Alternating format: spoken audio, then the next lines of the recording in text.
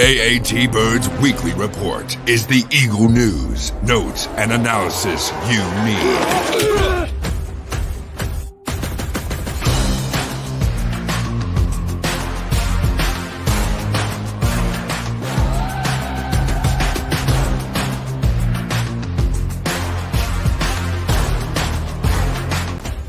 Quick, he's going to go. What a give it to Smith, and they stumble again. Go back. He looks, fires for the end zone. Intercepted. The 20, the 10, the 5. Touchdown. Matt Ware. Midfield. He goes 40. He's going to go. Deshaun Jackson. He steps up, he's hit, and falls forward. And he fumbles the football, and the Eagles have it. It's and the Eagles win. It's all birds, all the time. And welcome to another edition of the AATBirds Weekly Report. I myself, Johnny Lecca, is joined. It's been what? It's been 2 months since Chip has been with us. So it's been a minute or two, yeah. Welcome back. Yo, what's going on? Got one tidbit or information that I want to, display and I want to talk about. But we do have a fun little new interactive type of game that came up with that I think is going to be fun for everyone, and we will do a question that we will post as well, probably either tomorrow or Friday. But Chip, how's it going? How's everything? How's life? Life is chaotic. It is a lot of baseball all the time. I just did my 85th game of the summer tonight. Whew. Yeah, and summer is still it's early July. It's early July. But I mean, it's I do all of these other shows, and I talk about the umpire shortage and officiating shortage. And I actually, before I came on tonight, I saw somebody collected all of the full-time jobs of professional NFL referees. Yeah. Because even like NFL referees, your main guys have full-time careers. So, it's a slog and it's tough, but it's a good time.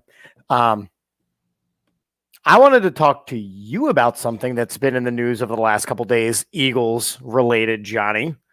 And we know with the Super Bowl that the field conditions were an abomination.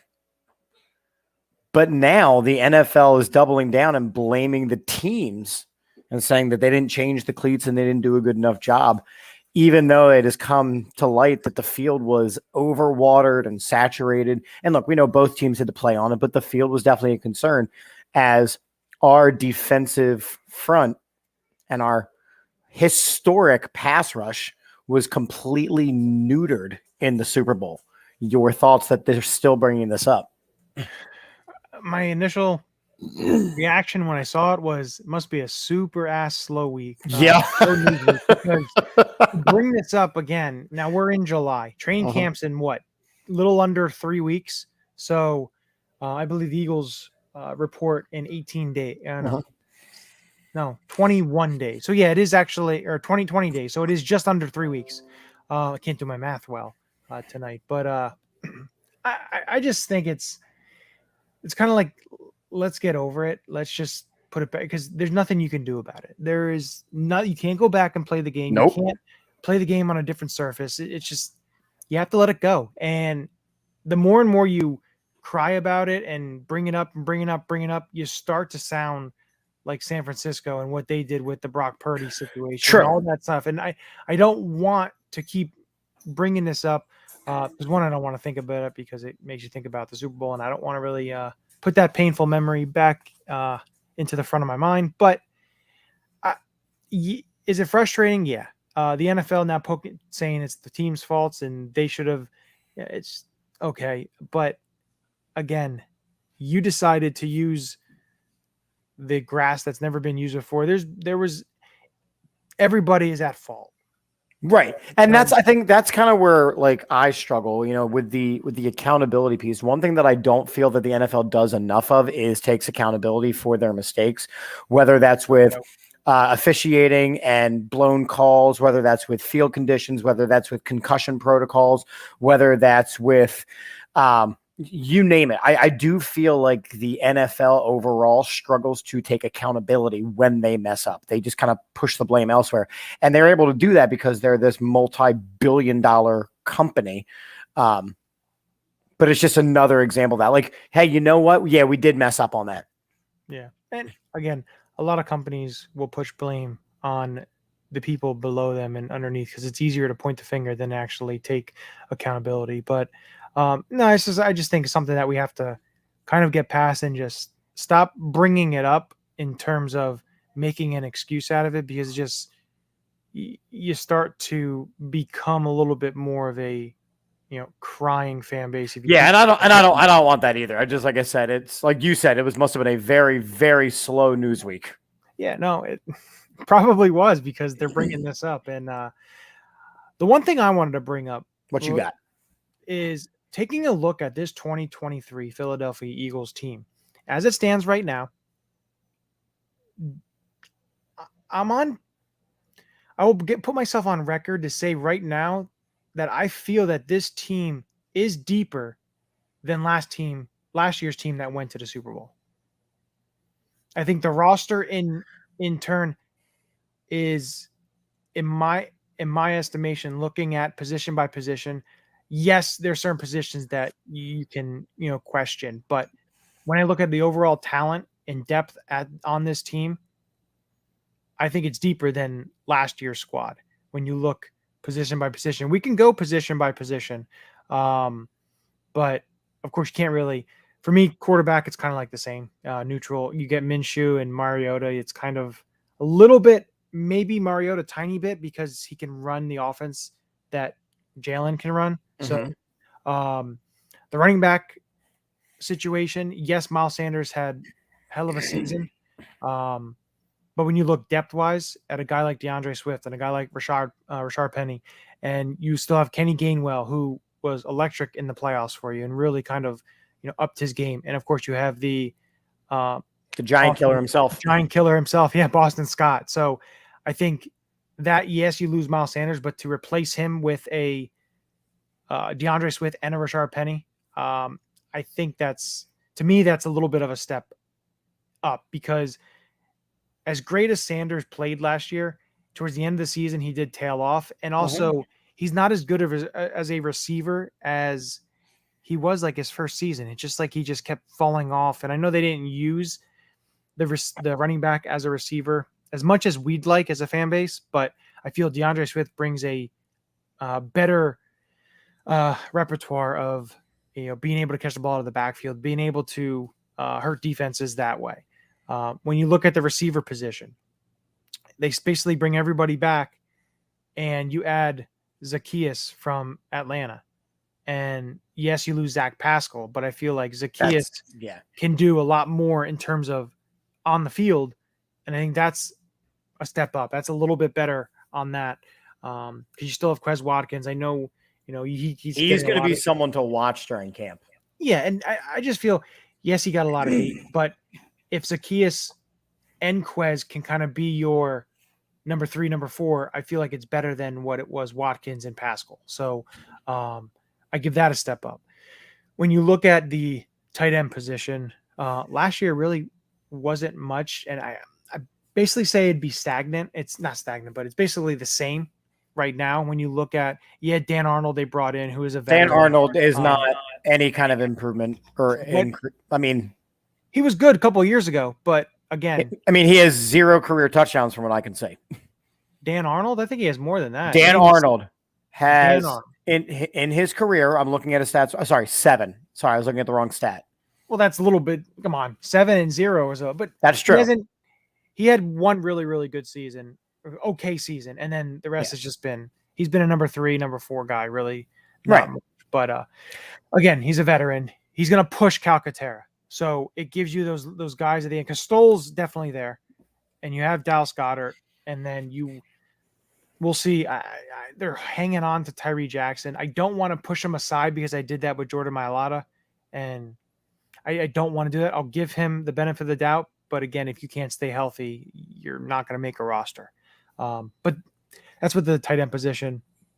Now, if So just with the skill set players that you've talked about, I mean, Jalen Hurts is hopefully only going to get better at this point. I think that is definitely an improvement. Mariota, like you said, is a benefit to have because they run the same offense.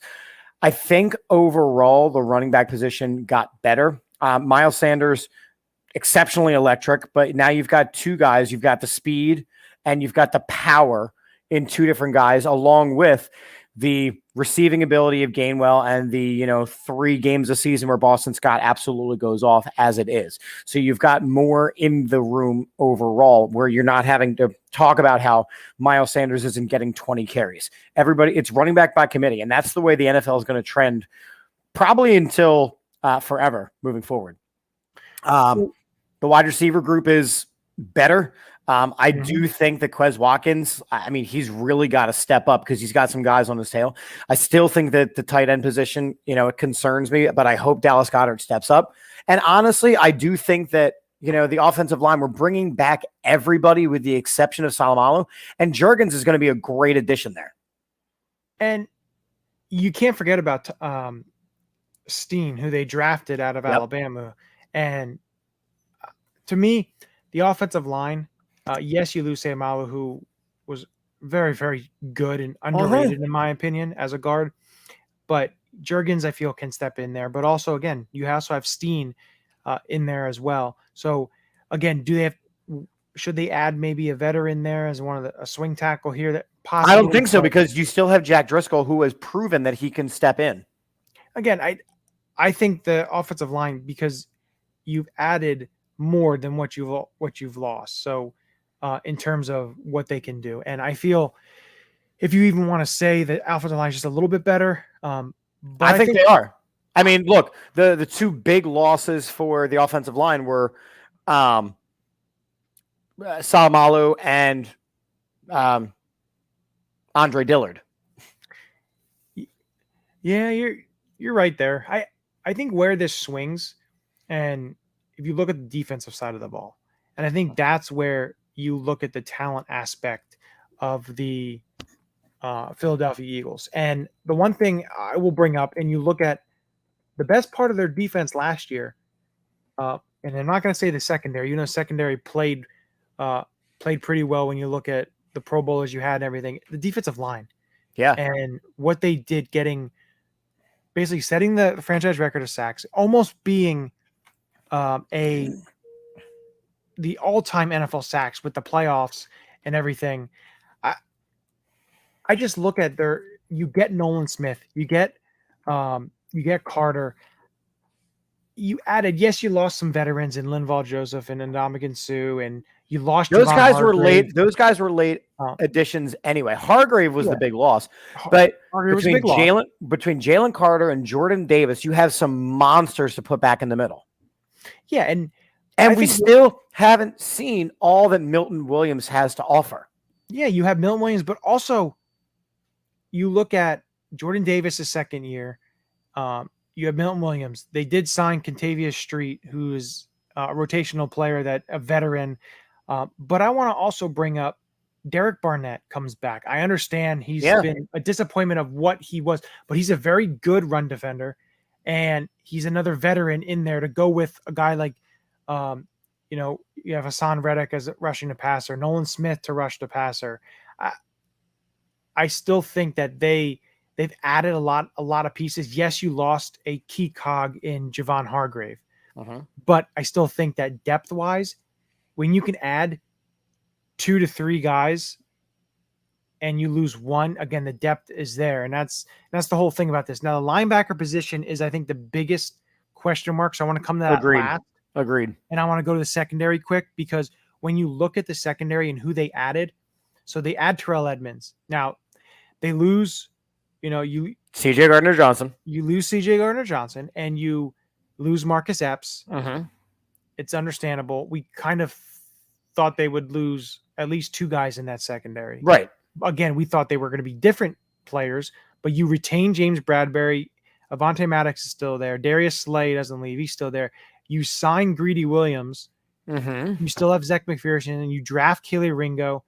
You get a couple undrafted guys who were projected to be middle to late round draft picks too. And then the safety wise, you draft Sidney Brown, you sign Terrell Edmonds, you sign Justin Evans. They, in terms of looking at the secondary, they've upgraded the secondary because last year, if Slay or Bradbury goes down and gets hurt, then they're going with Zach McPherson as your extra outside corner. And,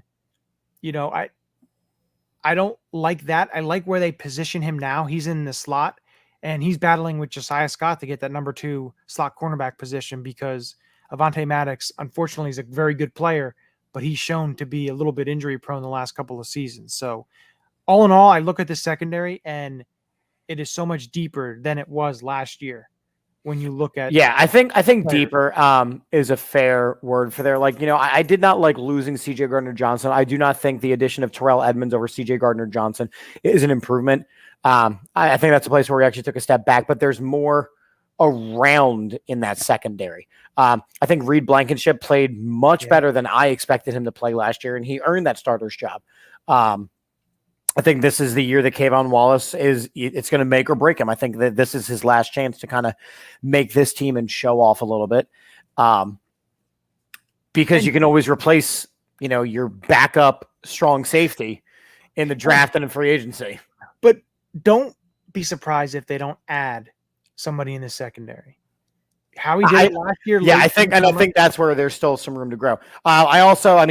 Look, the linebackers, let's call it like it is. They took some hits. They took some hits in the linebacker position. And I'm a big linebacker guy.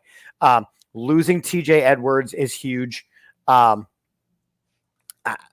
think it's time that Nakobe Dean really does need to, step up. I mean, he basically redshirted last year. But I don't know how much Nicholas Morrow is going to improve this team. I don't know how much Hassan Reddick is now going to have to play much more linebacker. Now I know he kind of drifts between the two, but how much more linebackers are going to have to play? I don't know how ready Nolan Smith is going to be able to play at the NFL level as a rookie. Sean Bradley hasn't done anything yet. Christian Ellis as your backup wide side linebacker. I mean, we know that the two positions that are not heavily valued in Philadelphia are running back and linebacker.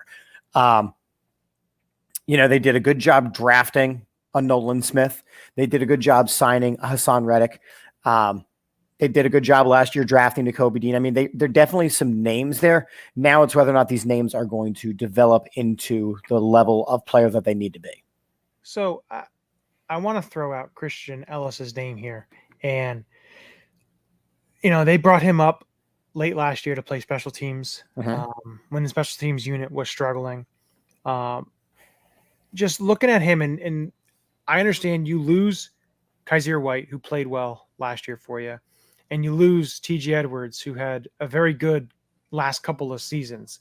But when you look at a guy like Christian Ellis, and again, TJ Edwards was in the same position as Christian Ellis, an undrafted player, working his way. He's 6'3", 235 pounds. Yes, he's been on some practice squads.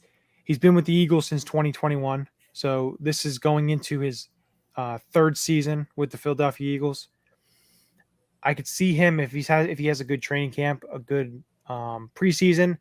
I could see him pushing time to play with Nicholas Morrow and Nakobe Dean and be able to have, those three guys. But again, I think when you look at the linebacker position, it's all going to be what happens up front. And because these aren't guys who are going to be able to have a guy come up and absolutely shed somebody because they're not the biggest of guys. Nick Morrow, I think, is in the low 220s. Nakobe Dean is like 230. These aren't huge 245, 250 pound linebackers. So Nick Morrow is listed at 216 on ESPN. All right. Well, that's pretty small. That's like a big safety. 6 foot 216, which is he is a former safety at which is I am 5'10", 5'11" on a good day, 206, 207. So he's me. I wouldn't say that. I'm sure he's a lot more athletic. Stronger. But I think that's the biggest thing where you kind of look and there's the gap from last year, but I feel like that's the only gap. It's still our weakest position. I know you're gonna say punter. We know Punter. that. But they do have competition in there. So they do have competition. Yes, Ty Zentner. Step in the right direction. But that's where I kind of feel that this team right now is how it's constructed. Yeah, they lost some pieces. They lost some free agents. We knew they were going to lose free agents. But the way this team looks as of right now, I feel this team is deeper than last year's Super Bowl winning team. Now, again, there's going to be so many factors that come into play here. You're going to have injuries. You're going to have certain things that come up. And it's how healthy we can get through camp, how hungry everybody is, what the Super Bowl hangover looks like from playing the longer season. Is there a Super Bowl letdown just because of playing in that big game and losing in it? Or are they hungry and ready to work? Yeah, so it's going to be fun. I know training camp is so close to so much more to talk about. That's basically what it comes down to. You hope, because the end of June up until basically camp starts, it's quiet. Especially, this isn't like the years when we started this and you had so much to talk about with all the drama and all the goings on. There really isn't. It's all quiet on the home front. So we try and come up with there's not a need to be in the news every day. No, and there isn't. Which there was the weekly. I mean, we had issues. Even up until last season, where every week there had to be something being dropped. The big news from Eagles land is that Jordan Mailata got married. Yeah, basically, yeah. And again, we all know this, but one hell of a singing voice. That man can sing. That boy can sing. That boy can sing. But when we get into the off season and the slowness of it, and we try and come up with some fun type of things to do. So I had an idea that popped into my head, and I figured we would just introduce it tonight, and I will hit the play button and we'll get it started. Let's do it.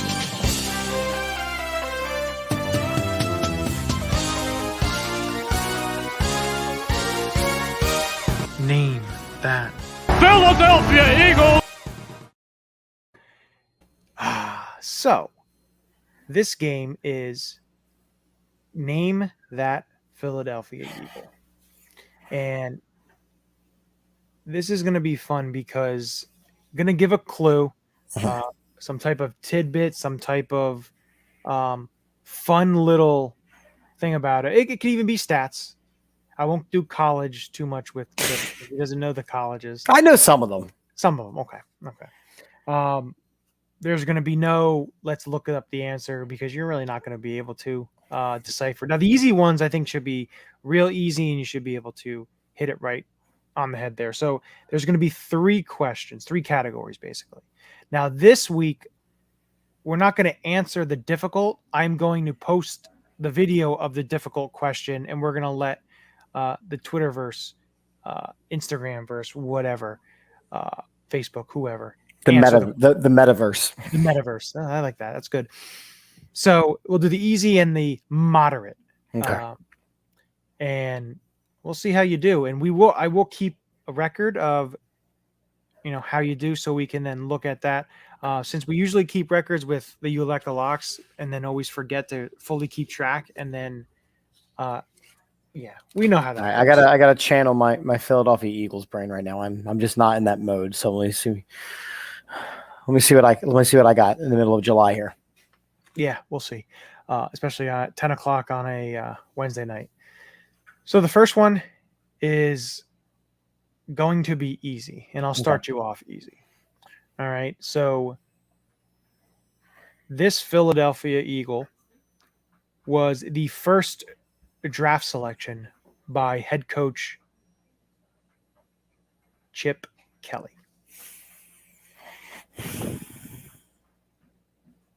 You got to remember when Chip Kelly came in. I'm trying to. It's fun. It's easy, but it's not, clear cut. I could have said Andy Reid, but I didn't. The first, and you made me forget, because now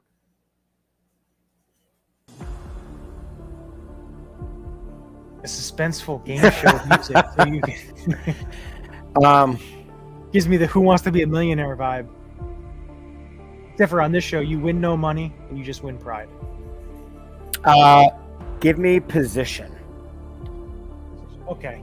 So yeah, there'll be one question back. So that's a good. I didn't bring that up for you. So there's one extra question that I can then relay. That the position is offensive line. I'm not giving the exact position. No, you're good. You're good. Offensive line. Okay. So I'm trying to remember because the Chip Kelly draft, I feel like I was at the link for that season. No, because it was like Nick Foles and all that. And then the second season was when all the Mariota talk happened. So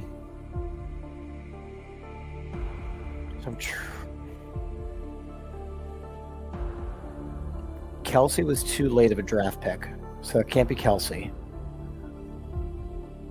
But Kelsey was definitely drafted under Chip Kelly. Was he? Wasn't he? Kelsey was drafted in 2011.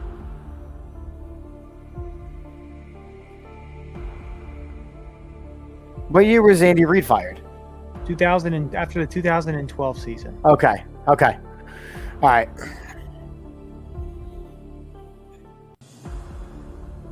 This music is very intimidating. It's good though because it gives you that. All right, first pick by Chip Kelly is an offensive lineman.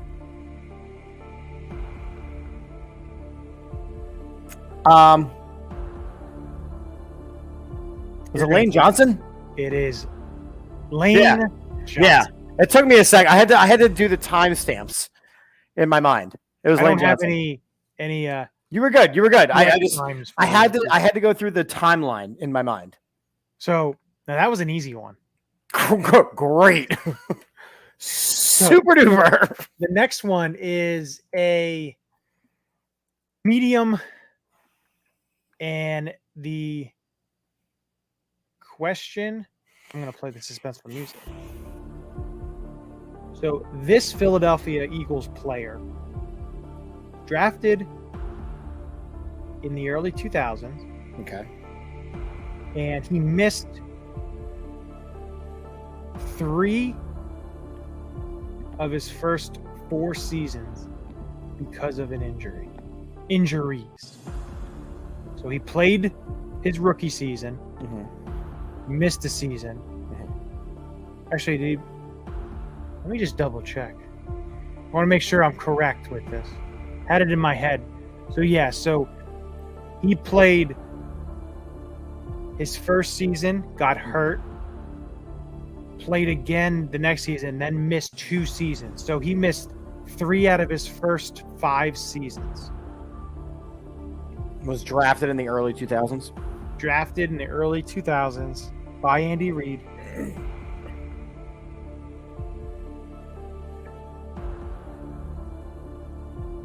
What position? Running back.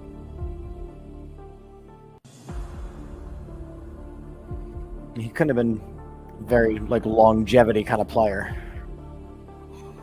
Not if you're missing that much time.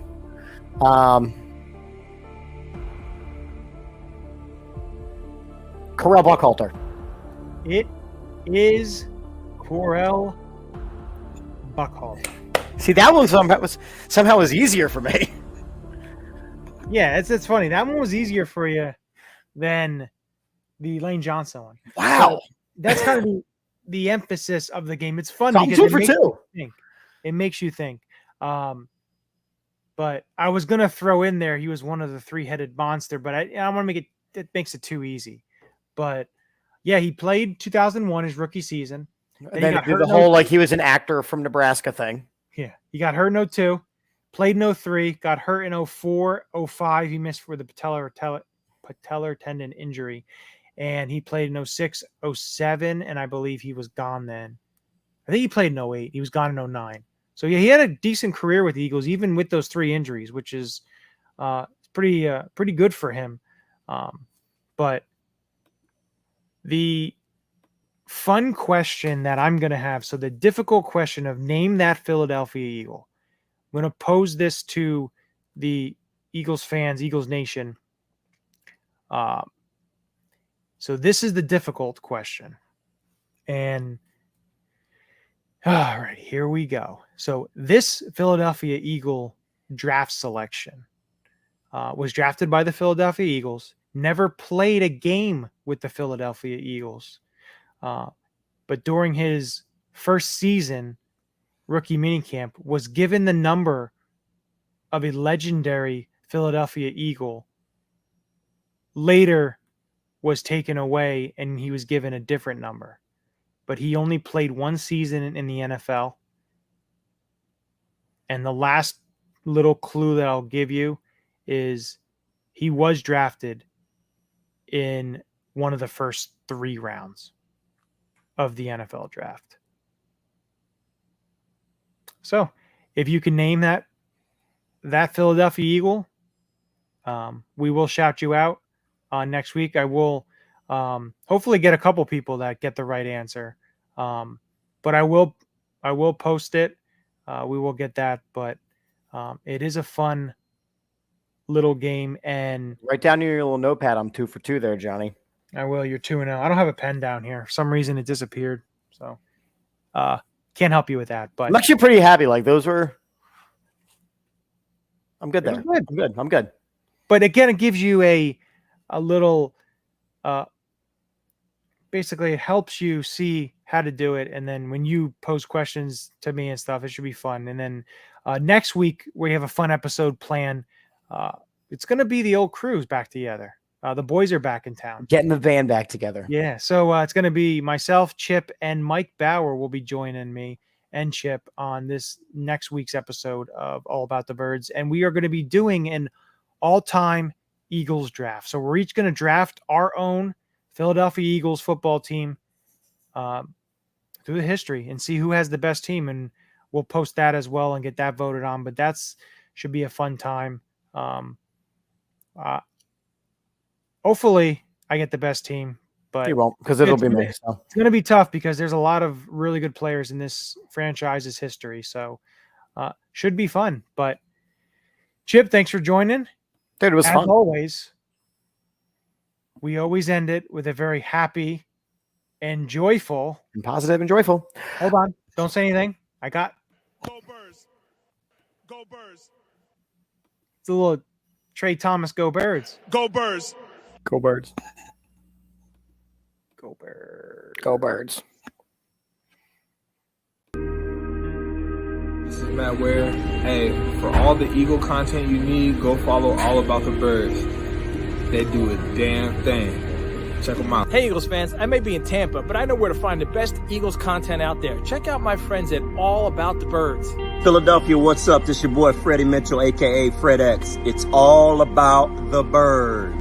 All birds all the time. All birds all the time. All About the Birds provides you with weekly analysis, game recaps, informative interviews, and it's all birds all the time.